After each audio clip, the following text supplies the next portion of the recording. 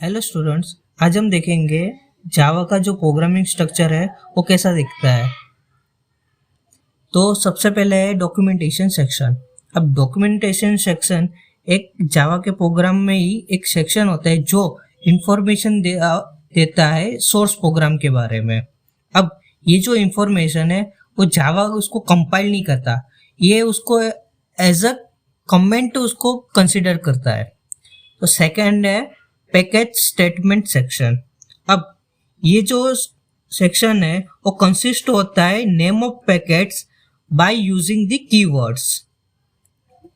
अब अगर आपने जावा का कोई भी प्रोग्राम देखा होगा तो उसके सबसे ऊपर लिखा होता है पैकेज ABC समथिंग डॉट ऐसा लिखा रहता है। वो मतलब पूरा पैकेज, मतलब जहां आपकी फाइल स्टोर्ड है और उसको पैकेज में कंसीडर करता है। थर्ड है इंपोर्ट स्टेटमेंट सेक्शन। अब जो भी रिक्वायर्ड एपीआईज होती है वो यहाँ इंपोर्ट होती है और सम जो कोर पैकेज पर जावा में प्रेजेंट होते हैं वो भी यहाँ का यूज होते हैं। अब ये जो पैकेज जो पैकेज, ये भी एक पैकेज है जो इंक्लूड होता है क्लास एंड मेथड जो जावा प्रोग्रामिंग के लिए हमें रिक्वायर्ड होता है। अब यही पैकेज इंपोर्ट किया जाता है ताकि हम उसी पर्टिकुलर पैकेज के अंदर के क्लास और मेथड को यूज कर सके। फॉर एग्जांपल इंपोर्ट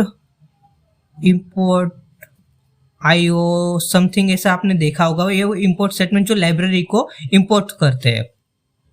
अब फोर्थ है क्लास डेफिनेशन। अब क्लास डेफिनेशन ये जो सेक्शन है वो कंसिस्ट होता है डेफिनेशन, क्लास के डेफिनेशन का। मतलब कि जो डेटा एंड जो मेथड्स है हमें मैनिपुलेट द डेटा,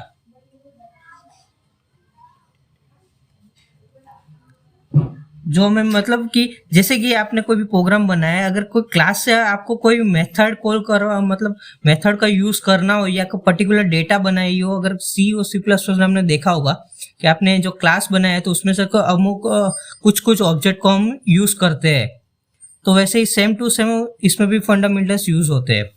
लास्ट है मेन मेथड क्लास। अब इसको मेन मेथड क्लास क्यों बोलते हैं? क्योंकि ये जो कंसिस्ट होता है मेन फंक्शन पर।